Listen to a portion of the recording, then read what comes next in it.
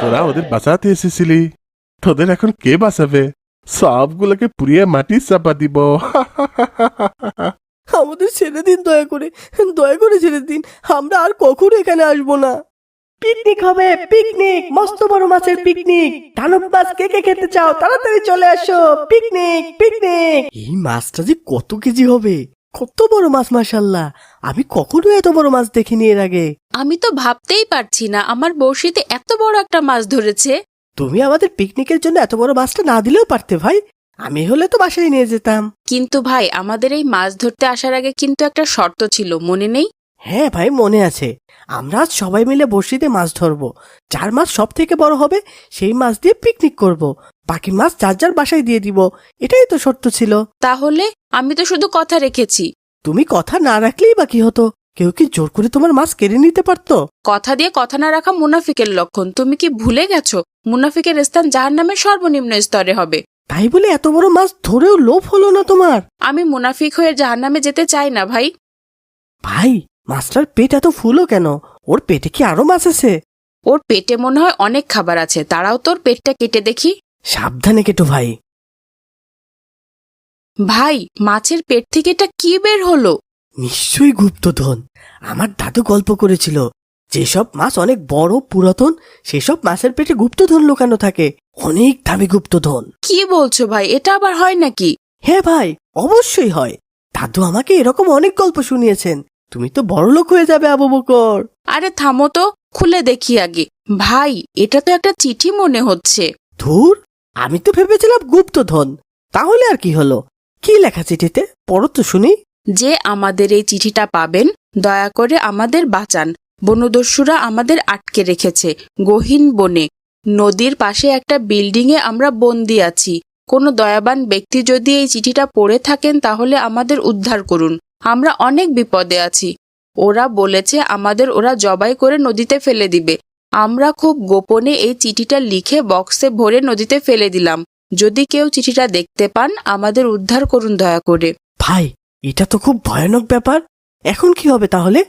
নিশ্চয়ই এই চিঠির বাক্সটা মাছ খেয়ে ফেলেছিল। আমাদের ওদের উদ্ধার করা উচিত। তাহলে আমাদের পিকনিক? ওরা রান্না করতে থাকুক, আমি আর তুমি যে আগে খোঁজ নিয়ে আসি। অবস্থা ভালো না দেখলে বড়দের নিয়ে যেতে হবে, না হলে আমরা বিপদে পড়ে যাব। ঠিক আছে, চলো যাই।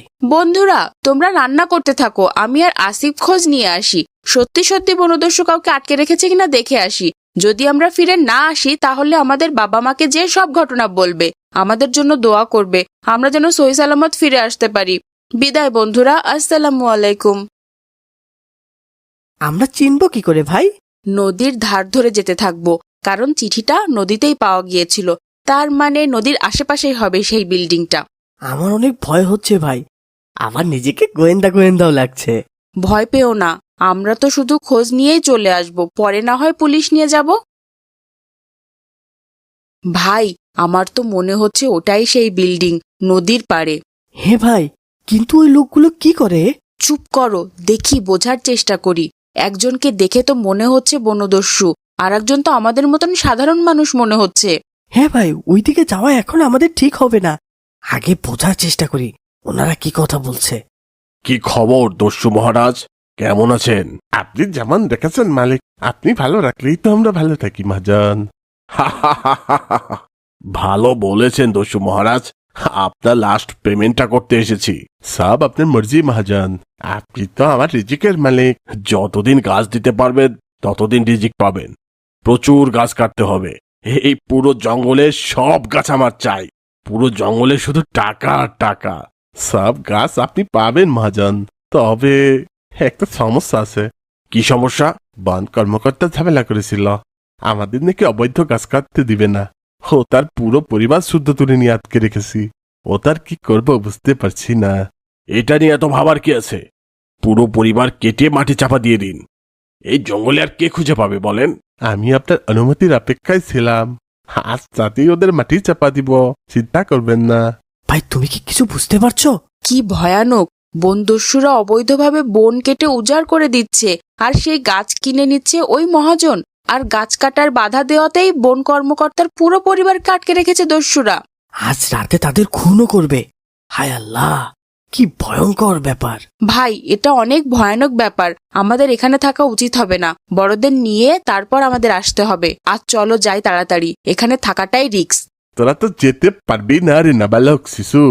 সব জেনেই যখন ফেলেছিস তখন তো তোদের মারতে হবে। তোরা বেঁচে থাকলে আমরা যে বাঁচবো না। আমাদের ক্ষমা করে দিন, ভুল হয়ে গেছে, আমাদের ছেড়ে দিন। ছেড়ে দিব, তবে সেটা আগুনের মধ্যে। চল তাড়াতাড়ি, তোদের আর বাঁচানোর কেউ নেই এখন। ভয় পেও না আসিফ, আমাদের আল্লাহ আমাদের বাঁচাবেন। আল্লাহকে ভরসা করো। আর যদি আমাদের মৃত্যু এভাবে লেখা থাকে তাহলে সেটা গ্রহণ করতেও আমরা প্রস্তুত। চল বেটা, তোদের আর সময় নেই। কিরে পুস্কে, তোরা ওদের বাঁচাতে এসেছিলি, তোদের এখন কে বাঁচাবে? সবগুলোকে পুড়িয়ে মাটি চাপা দিব। আমাদের ছেড়ে দিন, দয়া করে ছেড়ে দিন। আমরা আর কখনো এখানে আসবো না। চুপ করো আসিফ, কাদের কাছে ক্ষমা চাচ্ছ তুমি? যারা আমাদের গাছ কেটে বনভূমি উজাড় করে দিচ্ছে তাদের কাছে? আমরা তো কোনো অপরাধ করিনি, অপরাধ করেছে ওরা। শাস্তি পেলে ওরাই পাবে ভাই। আমাদের আল্লাহ বাঁচাবেন ইনশাল্লাহ। এই বেটা তেজ বেশি, আগে ওকে পুড়িয়ে নে, দেখি আল্লাহ ওকে কিভাবে বাঁচায়। সকল গাছ আল্লাহর সিজদা করে, আমাদের বেশি বেশি গাছ লাগানো উচিত। রাসূল সাল্লাল্লাহু আলাইহি সাল্লাম বলেন, যদি কোনো মুসলিম গাছ লাগায় অথবা খেতে ফসল বনে আর সেই ফসল কেউ খায়, তাহলে যে ফসল লাগাবে তার জন্য সদগার সওয়াব লেখা হয়। গাছ লাগানোর এতটাই ফজিলত, ওনারা গাছ না লাগিয়ে উল্টো চুরি করে গাছ কাটছেন। নিশ্চয় এটার শাস্তি ওনাদের আল্লাহ দেবেন। কি হচ্ছে সব? আমি সব পুস্কের কথা শুনবো নাকি? ওকে পুড়িয়ে দে তাড়াতাড়ি। থামুন, আপনাদের চারদিকে পুলিশ ঘিরে ফেলেছে। পালানোর চেষ্টা করবেন না, তাহলে গুলি চালাতে বাধ্য হব। স্যার, আপনারা কিভাবে জানলেন আমরা এখানে আটকা পড়ে আছি? তোমার বন্ধুরা আমাদের ইনফর্ম করেছিল। ওরা থানায় যেয়ে সব ঘটনা খুলে বলল। আমাদের একজন সরকারি বন কর্মকর্তাও মিসিং ছিল বেশ কিছুদিন। তারপর মাছের পেটে চিঠি ওরা দেখালো। সব মিলিয়ে বুঝে গেলাম ঘটনা কি হচ্ছে। তারপর আজ অভিযান চালালাম। তোমাদের সাহসিকতার জন্য ধন্যবাদ বাচ্চারা। তোমাদের ধন্যবাদ বাবারা, তোমরা আমাদের বাঁচাতে ছুটে এসেছো। আমরা তো ভেবেছিলাম হয়তো আমাদের জীবন এখানেই শেষ।